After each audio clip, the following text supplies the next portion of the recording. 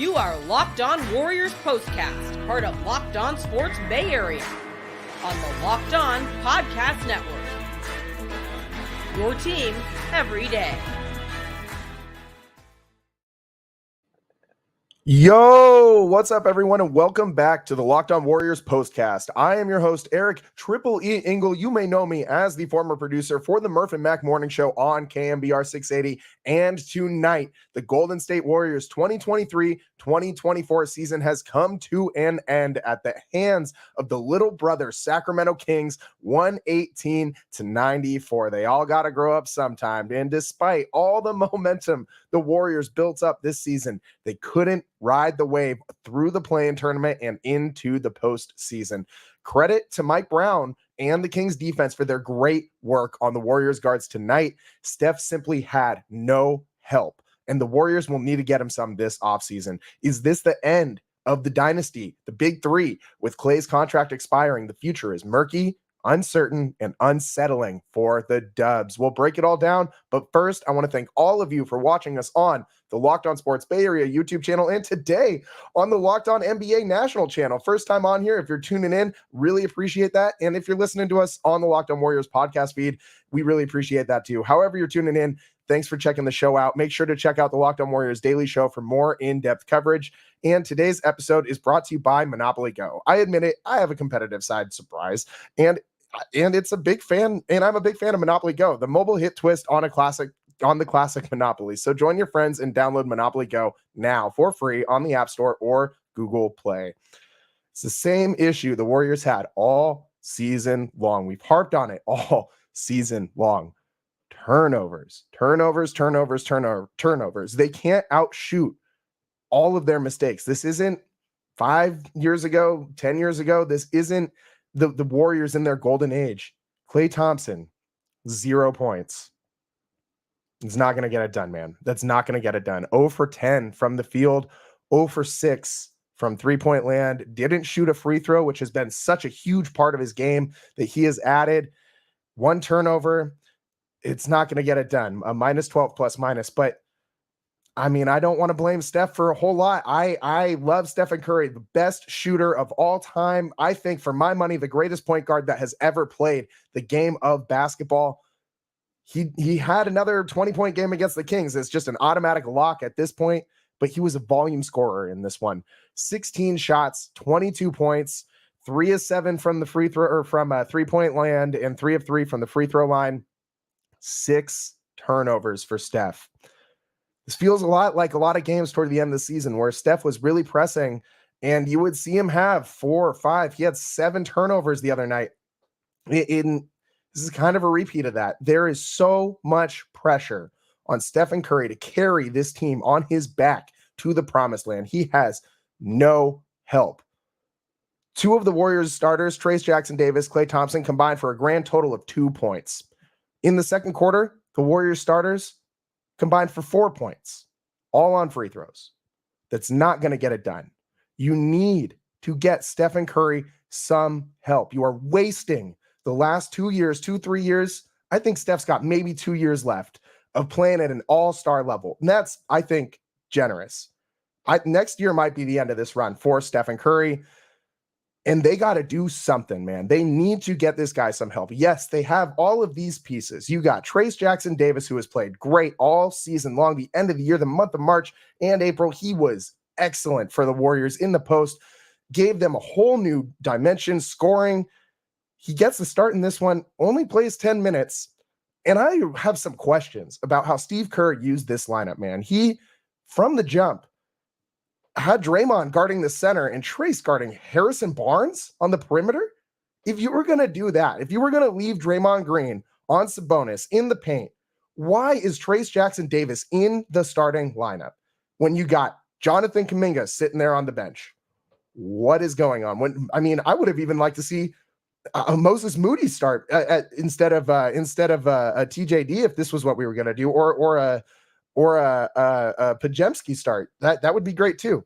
Moody needs some more minutes, man. We got to talk about that later in the show. Moody flat out needs more minutes if he's still a Warrior next year. Remember, they're going to need to do something, and to get something in this league, you got to give something up. So I kind of expect the Warriors to be on the hunt for a trade this offseason to pair with Steph, especially with the way this one went.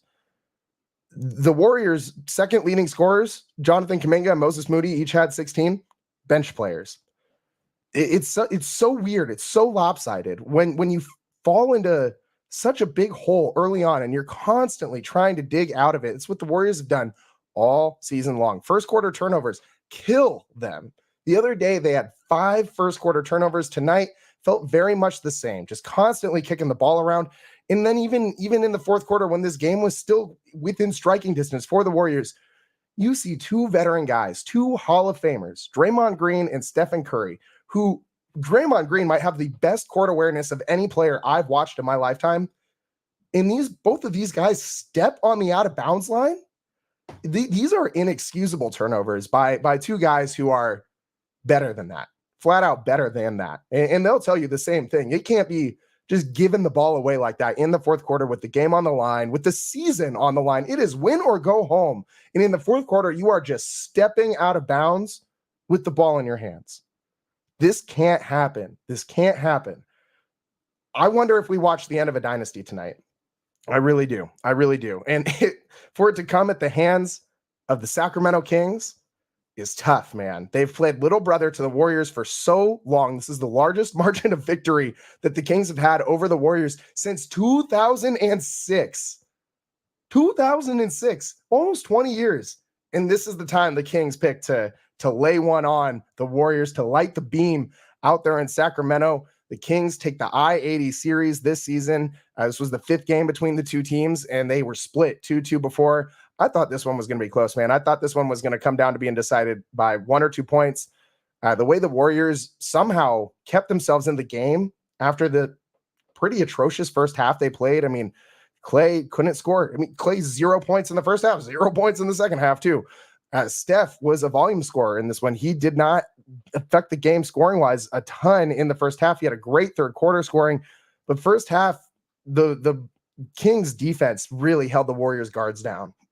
They really didn't let Steph get anything going on his off-ball movement. You know, that's where Steph makes his bread and butter, is running off screens, off the ball, and catching and shooting and getting up those shots. The Warriors, or the Kings, gave the Warriors absolutely no space. The ball pressure was like a straitjacket, man. Absolutely maximum intensity from these Kings guards. And credit Keon Ellis. Ellis Island has been playing amazing for the Kings. What a find. A 2-way player who comes in, gets thrust into the starting lineup because Kevin Huerter and Malik Monk go down, 2 huge contributors for the Kings in their success in recent years, especially scoring. And Ellis doesn't provide the same thing that those 2 guys do. Those 2 guys are electric scorers, but Ellis, my God, he harassed Stephen Curry. This might be the greatest game of his career. This man stepped up when everything was on the line, and give him credit. He harassed Steph all night long in a very physical game. They were letting him play in this one, but I got to be honest, man, I'm not trying to blame the refs or anything for this loss. The Warriors lost by, again, their largest margin of defeat to the Kings since 2006.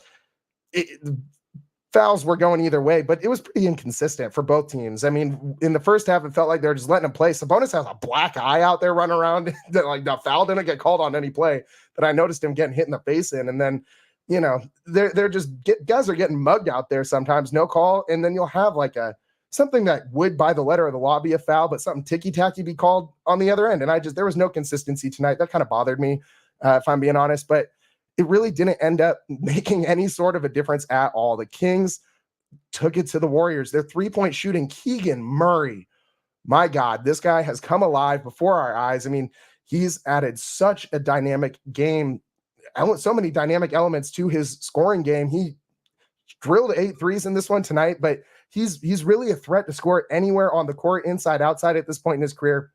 Not just a catch and shoot 3-point guy anymore. He's really come alive with those 2 main Kings injuries. So you do have to give the Sacramento Kings some credit here. They have been on the incline while the Warriors have been on the decline for the last 2 years. And it was only a matter of time before the Kings surpassed the Warriors. You can't live forever in the NBA. You can't play at an all-star level forever. Klay Thompson, Stephen Curry, Draymond Green. I love these guys. I have all 3 of their jerseys in my closet. I think I'm actually wearing the Steph one right now under this hoodie. But it's It's all got to end sometime. And I wonder if we just watch the end of this Big Three dynasty, if Klay's last game is a Warrior, which it is a possibility, we got to talk about it. That's a possibility entirely, especially after the way this one ended.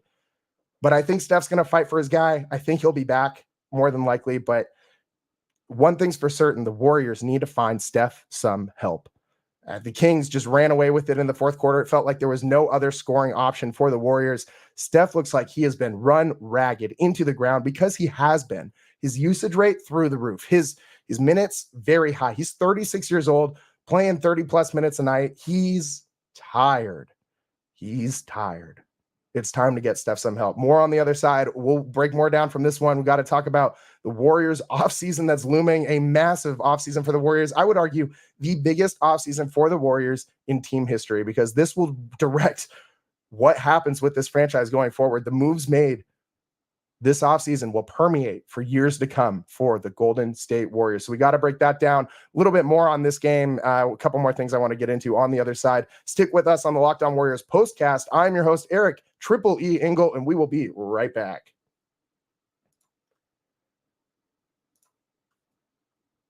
Locked On Sports Bay Area is brought to you by BetterHelp. Sometimes we all need the opportunity to get something off our chest. Big or small, certain things can really start to get to you. It's important to let that out, especially to someone who's unbiased on your life. So today, I want to tell you how I really feel about something. You might even be thinking about the same thing this week, and I bet you are, because I am frustrated, concerned. This looming offseason for the Warriors stresses me out, man. And I got enough stress and concern in my life, believe me, outside of this Warriors team, and they just aren't helping things right now. But that's where BetterHelp can come in. Therapy can be different for everybody. Most of us have much bigger problems than your favorite sports team. I know I do. And it's important to get things off your chest every once in a while. If you're thinking of starting therapy, give BetterHelp a try. It's entirely online, designed to be flexible and suited to your schedule. Visit BetterHelp.com/LockedOnNBA to get 10% off your first month. That's BetterHelp, HELP.com/LockedOnNBA. Welcome back to the Locked On Warriors postcast. I am your host, Eric Triple E Engel. Man, the first comment I see when I look in here is from Juan saying, light the beam, man. You and Logan Webb can both go take a walk, buddy. But, you know, it's a bummer. The Kings ascending, the Warriors descending. It's going to happen eventually. De'Aaron Fox played out of his mind in the third quarter. He really came alive in this one and lifted the Kings to this win. Every single Kings starter, double figures. That's how you win a basketball game. Warriors had 3 starters in double figures, and 2 of those guys only scored 12 points. So that's not how you win a basketball game. When your 3 highest paid players on your team combine for 36 points, it's not going to get it done. You look around the NBA today and you see all of the duos that are on all of these elite teams. You look at OKC. OKC's got a ton of pieces, but their main 2, Chet and Shea. You look at the Timberwolves, they got Ant, they got Gobert. I mean, they got Cat too when he's healthy. You look at the Clippers, they got Harden and Kawhi and PG, but Kawhi and PG mainly out there. You look at the Bucks out east, you got Giannis, you got Dame. You look at the Celtics, you got Jaylen Brown, you got Jason Tatum. All of these teams have a Robin and a Batman. To be fair, sometimes teams like the Celtics, you know, sometimes Tatum's the Batman and Brown's the Robin, and sometimes they switch. But you know what team that doesn't work for is the Warriors, because Stephen Curry is always Batman and Robin. On nights like tonight, there is no second option for the Warriors. Klay Thompson is supposed to be that guy, 0 points. Andrew Wiggins, okay, let's talk about Wiggs. He's another former number 1 overall draft pick, super athletic. 12 points. There were so many plays tonight where Wiggs got to the cylinder with ease and then smoked a couple layups. I got a few, but I wanted to see him continue to go back to that. The Warriors ran a lot of high ball screens for Wiggins in the last couple games. I didn't see enough of that tonight. They didn't get him rolling downhill. And that's kind of been the difference in a lot of these games. When the Warriors don't have a true number 2, it is tough for them to win a ball game. Jonathan Kuminga on the bench with 16 points in 27 minutes.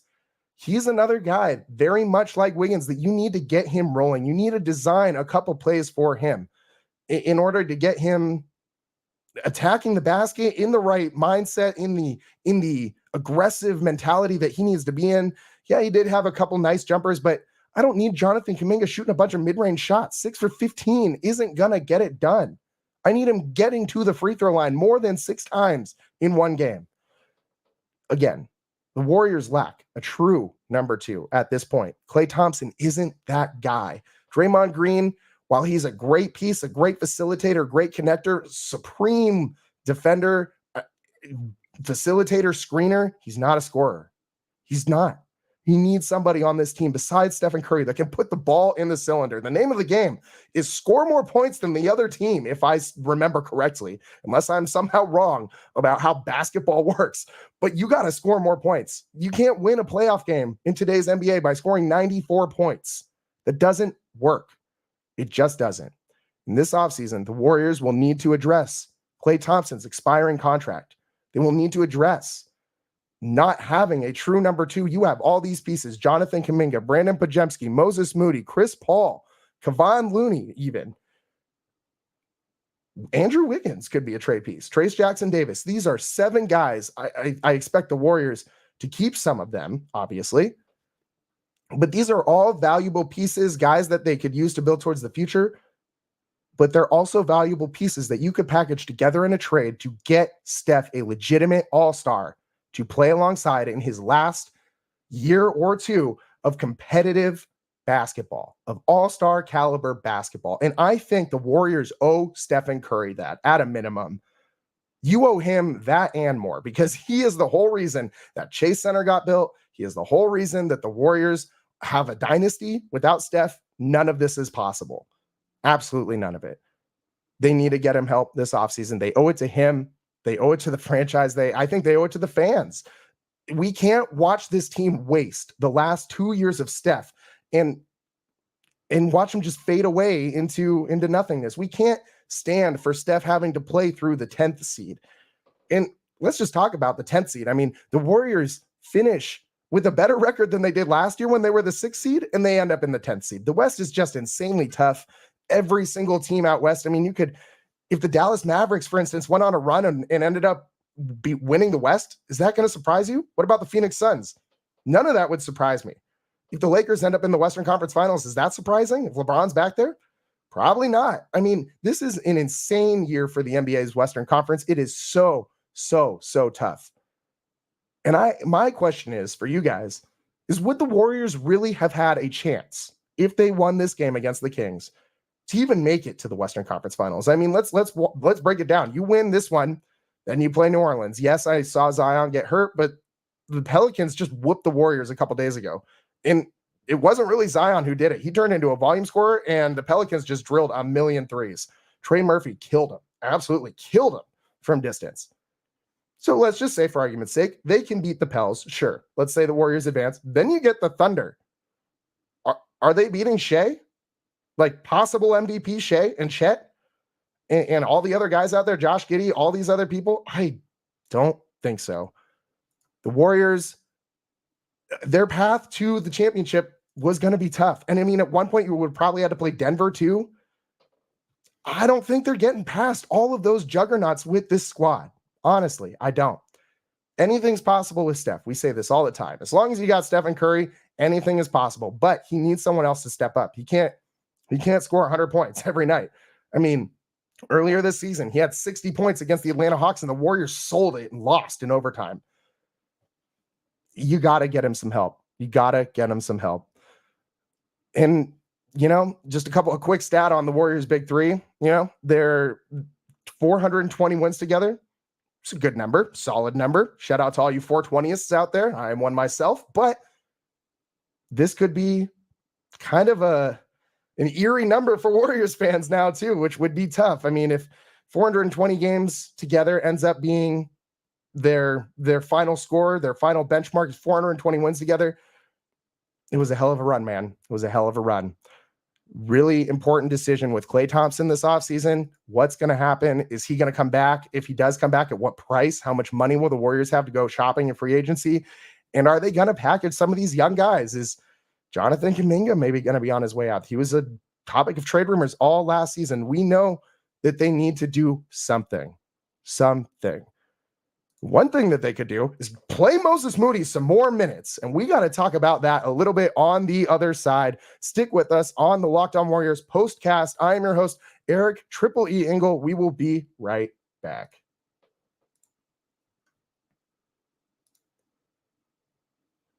We've all been there, either as a player or a fan. It's halftime and the scoreboard is not looking good, like in this Warriors season-ending loss. Now you're feeling low, not sure your team can pull out a win. That's when you got to dig deep, lift your head up, and say to yourself, time to get back in the game, pull off some bank heists, and take as much of my friends' money as I can. That's right. The smash hit mobile game Monopoly Go lets you compete with your friends to get the most riches and the biggest empire. It's the Monopoly you love, but on your phone anytime with tons of new twists, including leaderboards to compare your progress to your buddies. There's so much to do. Play on countless dynamic Monopoly boards. Make your friends bankrupt by smashing their landmarks with a wrecking ball. That's kind of fun.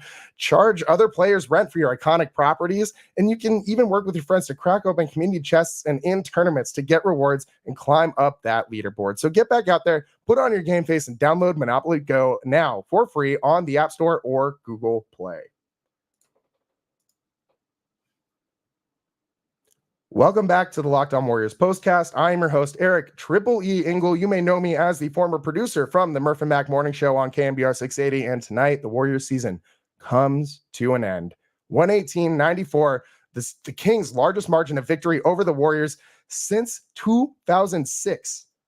2006, man, we're talking a long time ago. We're talking the era of like Kings fans still mad at Donaghy for selling them out in 2002 against the Lakers. And I got some friends that are Kings fans, we're all Northern California people, but they fully believe in these NBA conspiracies. I was getting texts from some of them during this game saying, did you see that call? It's fixed. It's rigged. The Warriors are going to win, especially when they shrunk this lead in the third quarter. The Warriors almost took it back, but the Kings really led this one almost wire to wire since a couple minutes into the first quarter. Their biggest lead of the night, 26 points. It was tough. The Warriors' largest lead tonight was 3. They didn't really have a shot in this one. The Kings' second chance points, 25-9. Offensive rebounding, the Warriors could not get it done, and this has been their bread and butter all season long. They couldn't keep up with the Kings on the offensive boards. Kings guards, credit them. They're crashing, getting rebounds. This is normally what we see from the Warriors, and it just wasn't out there tonight. TJD, I think, could have helped a lot with that too. The other thing that really stood out to me in numbers-wise, besides the three-point shooting, Kings shoot 46% from deep. Warriors only shoot 31%. You're not going to win a lot of games that way. Kings double up the Warriors in fast break points as well, 12-6. But the biggest thing that was weird to me was obviously the turnovers, but the assist numbers.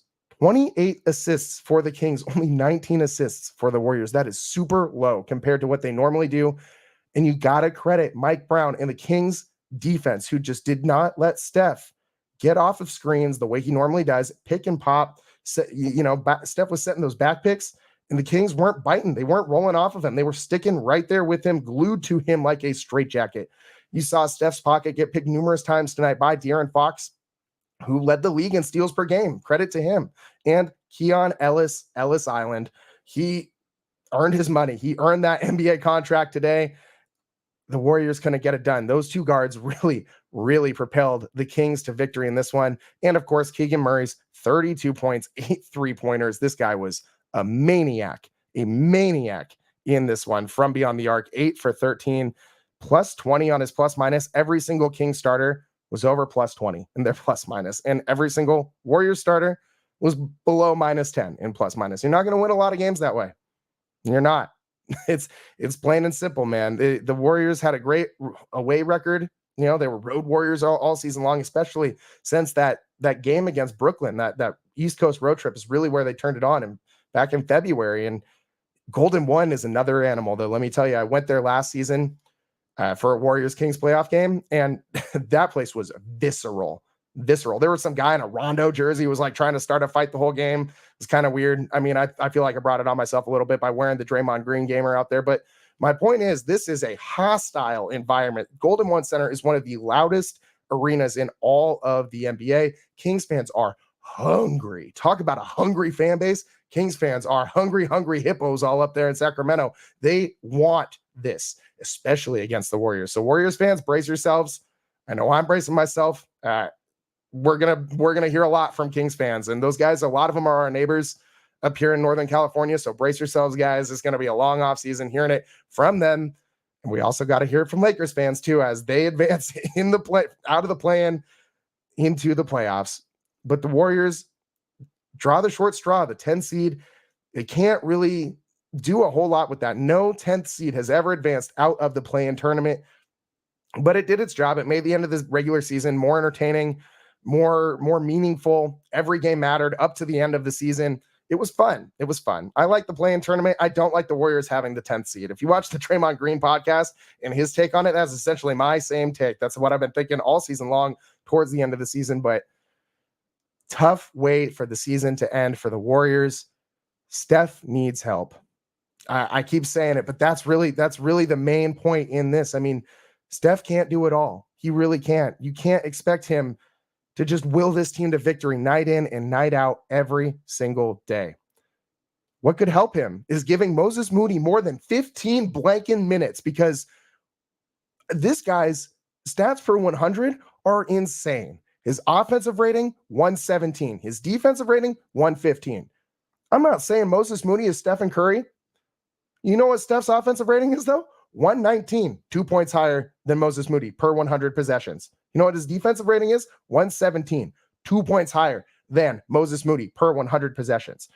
I know a lot of people don't like offensive and defensive rating as a stat, but this guy is gritty. He knows exactly where he's supposed to be on the court at all time. You want to talk intangibles? He is around every single loose ball. He makes you work for rebounds. He helps you get offensive rebounds. He plays great defense. Yes, his foot speed is a little slow, but he's long, he's lanky, he gets steals, he knocks down open three-point shots, and he doesn't ever play outside of himself. I think a guy like that at only 21 years old needs to be a bigger part of this rotation going forward next year.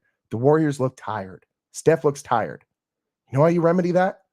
With young legs that are fresh and can give you some solid minutes on both sides of the ball. And that's exactly what Moses Moody can give you. I know a lot of Warriors fans out there feel the same way. There's a whole Moses Moody hive of people that have been screaming for what feels like years at this point, which is crazy because dude's only 21. To get this guy more minutes, more playing time. This guy needs it. 36% from three. Per 100 possessions, he's averaging 8 field goals on 17 shots. I'll take that, man. He's averaging 22.3 points per 100 possessions. That is great. I want Moses Moody if he's not in the starting lineup next year, I want Moses Moody first guy off the bench, maybe second guy, but he needs 20 minutes a night. No excuses. No excuses. Steve Kerr has won the Warriors a lot of championships. He's done a lot with this team and how he's orchestrated all of this. He's brought these rookies along, a lot of these young guys, the TJDs of the world, the Brandon Pajemskis, the Moses Moody's, the Jonathan Kumingas. But we got to see them have more minutes. I know Kerr is not a fond, young guy. He's not fond of young rookies. He's not fond of playing all these young players extensive minutes. He was in a position this year where he had to rely on those guys. And to their credit, they stepped up in a lot of ways. But in the biggest moments, some of these guys shrunk. TJD shrunk. Brandon Pajemski kind of shrunk a little bit. He didn't have a terrible game, but he didn't have his best game either.